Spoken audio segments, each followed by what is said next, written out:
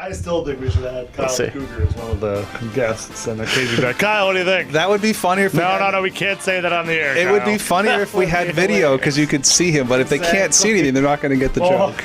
Next year when I fund the podcast studio with our title funding, then we can really do it.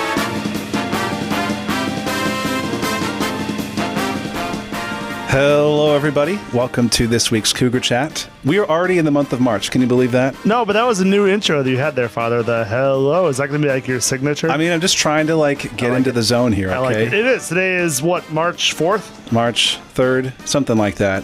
It's Monday. The school year just keeps marching along, which means well played. I see what you did there. I didn't even try to do that. That was on accident. Which means that Lent is moving right along. When is Easter this year, Father? It's in the month of March. It's March 31st, I think, is Easter Sunday. So it's pretty early this year. Because that's the first full moon, the first Sunday after the first full moon of the vernal equinox. Yeah, very good. You just knew that off the top of your head. I just had a question about that the other day. Why is the Roman Rite Easter different than the Orthodox We're not even Easter? The mailbag section, Father. This is like a bonus material. Ahead of the game. So let's talk about things going on this week. Well, we just had a blood drive. I gave blood. First time I've done it in a while. Oh, did it get canceled? Oh. I didn't even know that. Who did you give blood to? They're not going to take... Well, this is what I want to know. Father, who took your blood? And do we need to get it back? I was talking as if I had done it because by the time this is posted, I will have done it. So that's not happening? No, apparently the leader... Oh, all right. Well, we'll have to edit out this part. This part is being sponsored by the Red Cross. We're here for you. Anyways... We were supposed to have a blood drive, and I had signed up for it, but then it got canceled, so we'll see if we have one next year. But if there had been a blood drive, would you have donated, Stolpa? No, I would not. Why not? You baby? Yes. I would probably go in and try to get the snacks, but... That's my favorite part. You give all this blood, and then afterwards you can have as many cookies. I don't even know what blood type I am. Do you know what blood type you are? No. I think I'm the most common one. O positive. Oh. My wife always says she's A positive because, of course, she is. She's A plus. So, given that logic, I'm probably B minus, B negative. This has nothing to do with school stuff. Well, sort of, but I went skiing over the weekend. Didn't think I'd be able to because it's been so warm, but they had enough fake snow to make it work. A little shout out to Patrick and Monica Dunbar. Some people might actually know her. She went to school here, class of 98. She would have been Monica Berg back then. Did you actually go skiing, Father? Or is this like a blood drive situation? No, here? I actually did go skiing, and I only wiped out once. It wasn't too bad. I tried the little terrain park, and they had this table thing you have to jump onto. I thought I would slide across it because it had a waxy top. Turns out it was very grippy. So as soon as I landed on there, I immediately stopped and then fell over because I lost my balance. And nothing broke? I mean, my wrist kind of hurts, but hopefully it'll be okay. Fair enough. Yeah. What did you do over the weekend? Anything? This past weekend? No. This was the first weekend in a while that I had actually been at home. Oh, that's good. I coached my daughter's 6th grade girls basketball team, and we've been doing games every weekend. So I did nothing of that. We had spaghetti one day and we had chili another day. So it was a fun ground beef weekend. We also have a special event for all of our school parents. This will be on Tuesday, March 5th at 6:30 p.m. here in the school auditorium. It's called Do This and You Will Truly Live. And it's a presentation with Jim Owens, who's a clinical mental health counselor, and Dr. Felipe Lopez Sustaita. Sorry if I mispronounced that. Clinical master social worker, also the Dean of Support Services at Lansing Community College. Anyways, they're going to be speaking about how we love God, but also love ourselves, and explain how these relationships are foundational for mental health, pursuing a meaningful life. It should be a really good presentation. I think we're doing it for the students, too, during the school day. Yeah. What time is the parent one, Father? 6:30 on Tuesday, March 5th, right here in the school auditorium. Fantastic. What do you got? What's coming up in your realm? So if we're going to say today's March 4th, Monday morning, you're all listening to this on the way to school, and next Tuesday is the ACT. So we're going to have Miss Anderson with us later to talk about the ACT and the importance of it, and also fun things we can tell her, get her to tell us about. So that we got that coming up. Pre-ACT will be here for the 9th and 10th graders at 8 o'clock. It is a half day, so when you finish, you may go home. The juniors, you will be taking the actual ACT at St. Kaz that day. So please be there by 8 o'clock, 7:55 really to be checked in. And then you will be done around 12:30, and you are free to go home after that. Sounds great. I can still remember taking my ACT. Is at Washtenaw Community College. Did you take it on a Saturday or is it during the school day? I don't remember that detail. Okay. Because I remember taking it on a Saturday. It was still at my high school, but... Yeah. I was homeschooled, so it was a little more flexible on when you did that sort of thing. Do you remember how you did? You don't have to give a number, but... I did okay. I remember thinking I would do well in the science section, and I bombed it. And I actually did really well in the math section, so I was a lot better at math than I thought. Part of the reason why I did terrible on the science is I was timing out each page of the test with the clock, and I miscalculated, and I thought I was done and only had like 30 seconds left, and then I turn a page, and there's an entire full page of more questions. So then I was just filling in bubbles frantically. I can't imagine that's the most successful way to take the ACT. Hey, I took those pre-ACT classes, and that's what they said I should do. So I was following their guidance, and it was my mistake with the page numbering. And anyways. Well, very good. We got a busy week coming up here. Yes. Speaking of ACT testing, we have on the show today. Oh, that was a good segue, Father. Well done. See, I've been practicing. Yeah, I like that. Mrs. Dawn Anderson, who is on staff here at Lansing Catholic. So, Dawn, how much you introduce yourself? Tell us a little bit about what you do here at school. Hello, everyone. I'm the counselor here for college and career advising, and keeps me busy, all the senior stuff with all the college applications, and of course, ACT scores. That's kind of part of many kids' application, but we use ACT for many different reasons. I don't know. You want me to just keep going? No, we'll ask some questions. I'll All get you in. right. So, Ms. Anderson, you came with us a couple years ago, right? You came from Grand Ledge? I actually came from retirement. Came from retirement? Came out of retirement to come help the students of bless you. Lansing Catholic. Yes. You want that story? No. Yes. Well, I left Grand Ledge. I'm not even sure which year, and I went to work for Eaton Risa doing early middle college stuff for a couple years. And then I retired when my daughter was in 5th grade. And when I enrolled her here, they needed someone to teach mastery skills, and I felt like God was telling me I should do that. And then when our 2 counselors left, I sort of got talked into being a counselor full time. So I have to get up early every day now. Well, we're very grateful that you do. We are Thanks indeed. for joining the team. And I think if you look at where we're going right now as a school and as the culture in general, these ACTs and SATs, the colleges say you no longer need them to go to college, correct? So does that mean that these kids shouldn't take these tests seriously? Not at all. Actually, some of the colleges now are reversing their decision and asking for scores again. But at this point, it's just been at the Ivy level. But who knows what will happen for future, classes coming through. But we use ACT scores for a lot of different things. First, when your student takes the ACT, they will actually fill out some information about themselves, and colleges will get that information so they can also start sending flyers and things to students specifically. So if you don't have those in your mailbox already, those will come after your student takes the ACT. More than you could hope for, actually. Well, it is interesting, though, that colleges you've never heard of, things you can they might reach compare out. and explore and think about doing visits to, especially if you're going somewhere this summer on vacation. It's just a handy thing to get them thinking about college and where they might fit. If you have a good score, you can submit your score. It can help your admission, and it can also really help when you're looking for merit scholarships. So GPA is part of that, but if you also have a strong test score, then they will take that into consideration, and everybody wants, more money for college, right? Absolutely. But as a student here, if you're a junior taking the test this year, we would use your scores for placement if you want to do dual enrollment, because LCC has some minimum requirements for you regarding that. If you don't have those minimum ACT scores, you have to take their AccuPlacer test, and that is just so we make sure if you do dual enroll that you are ready academically to handle the content. But it is important. So you do use it for that. And then it also really is still a gauge of college readiness. If you do well on the test, it's going to let us know, are you ready to handle college content? And if you have a score and you're out there shopping for colleges, so to speak, you can see how your student kind of fits in based on what their averages are to see if it's going to maybe be a good fit or not. Because there are some colleges that are a lot more competitive than others. And that may be an environment where your child thrives, or it may be an environment your child would want to avoid.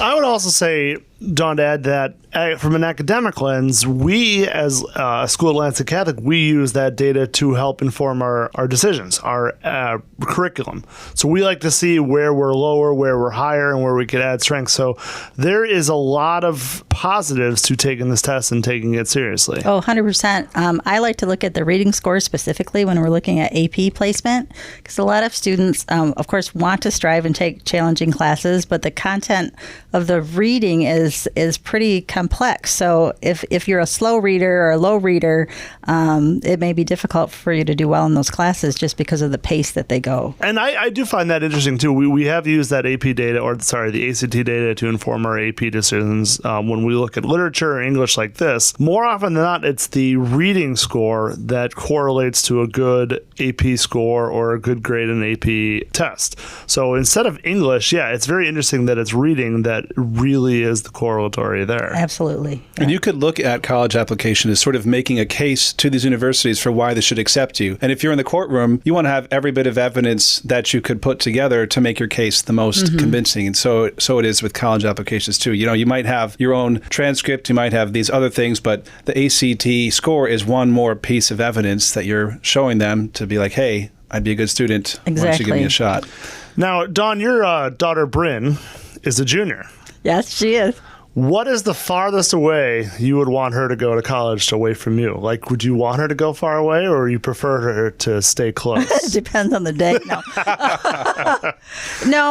No, given her interest, she's really into languages and wants to do a lot of study abroad. So it doesn't make sense for me to send her out of state if she's going to spend a lot of time out of the country anyway. So I'm just kind of going pragmatically at looking at, you might as well stay in state, pay in-state tuition, and it'll be easier to schlep all your stuff home, if you're going to go spend a semester or whatever in Japan or wherever you're going to be. But looking at graduate school definitely would be like the world's wide open. When the kids come to you or they say, I really like math, I really like science, how are you able to help these kids understand their own strengths and what their passions and what they love? And how would you, as the college counselor, help them to find the colleges they would fit in with? Well, we have a new program in the building called Zello. All of the students have access to it right from their email account. They've all been showed how to go there. And there's a bunch of inventories they can do to kind of select different things that they enjoy, what they don't like, and so on and so forth to help them select careers. Then they can save careers. They can go and explore different colleges. They can look at individual college data to see how their statistics kind of match up as far as their GPA and all of that. And then what I love about the program too is, say I'm looking at Michigan State University, there's so many colleges kids have never heard of before that the program will select 5 other similar colleges for them to also go explore. So it takes some time, right, to kind of sort through. But it is some of those discussions you have to start at home with, like, how much money do we have for college? How far away should I go? What size school? Do I want a public school or a private school? Am I interested in sports? Or do I want to just be on a club team? So there's all these different elements to really kind of piece together. And once students do that, they should start visiting colleges so they can do that one-on-one. And actually, there's a lot of visit days coming up in spring for juniors to do that kind of thing. So yeah, it takes some homework. I think it's really great that you're here in the building, Dawn, because I remember when I was in high school, as a homeschooler, there weren't people like you around me necessarily to just tell me what to do. Right. There's like a lot of steps, things that you can do to get ready for college. And it's just helpful to have someone that's around, keeping an eye on these things, encouraging the students to take these steps. Because if you miss some of these things, it can just be a problem down the road. Well, I love talking college, so it works out for me. Yeah. Dawn, thanks for joining us. So you can get in touch with Dawn at dawn.anderson@lansingcatholic.org if you have any college questions. Do you have a day coming up, plug a day, that junior night? Don't you have actually, I will invite all the junior parents on April 24th to come to the building, and we'll do a whole kickoff planning your senior year using the Common App. what questions maybe they should practice essay writing for, having a personal statement, having a resume ready, how to ask for letters of recommendation. Again, whether or not they should take the ACT again if they think they're trying to get into a more competitive school or something like that. So look for that in the announcements or the Cougar Connection. Cougar Connection, yep. And we'll remind you of that too with this podcast. So keep listening, subscribe to us, and we'll get you all the information you need. Thank you, Dawn. Thank you. So lastly, we have our mailbag Q&A. So the first question is... We get letters. Yes. We get Saxon. See, we don't even need like the little segue sounds. You just do it live on the show. I know, but I always steal other people's. Like I said before, that's the Letterman one. So the first question is, why are we not allowed to have weddings or baptisms in the school chapel? Did you know that we're not allowed to do that? I actually did not know that. No, I was not planning on now having you another wedding learned there. something new. The fact is, we are not, in fact, allowed to do those things. Why is that, Father? Well, let me tell you. The short answer is because the bishop says so. But you might ask, well, why does he say that? And I think the reason why the bishop doesn't want us doing those things here at the school chapel is, first of all, we want people to stay connected to their local parish. And weddings and baptisms are two key sacraments that many people participate in. The fitting place for that really is your local parish where you go to Sunday Mass. So that's one reason. Another reason I think is more practical, that as a school, we're really not staffed for these kinds of events. People might not think about this, but especially for a wedding, but even for a baptism or a funeral, there's a lot of details that surround that, and there's just a lot of work that has to be done to make it happen. And a parish has people on staff that can handle that stuff, and we don't. So if we were to do those sorts of things, we'd have to like hire more people, increase tuition, and all that. And then the other reason is that we're not a parish, so there's some canonical rules that apply. We're technically just an oratory here, and so we're not allowed to keep sacramental records. Those would have to be outsourced to a parish, and it just gets a little complicated. So those are all some of the calling you reasons. Father? Is that what you're saying? I mean, I don't really get asked very often, but every once in a while someone will say, hey, can we do a baptism or this? And I'm like, sorry, we can't. You got to go to your parish for that. That was a good answer, Father. Good work. Yeah, well, I was prepped for it. I knew that one was coming. The next question is, what is one of your favorite high school memories? Is this one for me, Father, or for you? I mean, I could think of something, but if you got something, go for it. Oh, I don't know. I had a lot of... so I went to a Benedictine school outside Chicago. We were all boys. We were military. And so I have a lot of different stories about that. I have a lot of different stories about some of the priests. One of them in particular, his name was Father Phil. Father Phil has now passed away, so he won't get offended that I'll tell the story. But he was one of those characters who everyone had a story about Father Phil. And one of the classic stories was the time that Father who raised chickens on the campus of our school. And one time he wanted a new chicken coop, but no one would give it to him. They wouldn't give him the funding. So in the middle of the night, all the monks were awoken when the chicken coop was ablaze in fire, and Father was standing outside just watching it burn. As the fire trucks all came and the old chicken coop burned to the ground, he got a new one. And in our freshman year science class, Father used to take us out there to show us the chickens. And one day it was cold, and so we're like, Father, we don't want to go outside. It's really cold out there. He said, okay, tell me what you guys can do. You can make hats out of paper, and that'll keep you warm. So we all made hats that we wore outside to the chicken coop. And of course, being a bunch of 9th grade boys, we had kids with like yarmulkes they were putting on there. Many of them chose the bishop's mitre, the hat to wear. And so it was, I don't know if we were kept warm that day or not, but we all got to wear paper hats. And next time I'll tell you a story about when we launched rockets outside. It sounds like you have lots of high school stories. I have a lot of high school stories, but yes. I feel like I don't have as many interesting high school stories, so maybe we should just leave it at that for today. Burn down the coop to get his new... Well, he got a new one. It worked. The ends do not justify the means. Well, you didn't say what virtuous stories do you have from high school, Mr. Stoll, but it was just telling me stories. Favorite Better stories. questions, Father.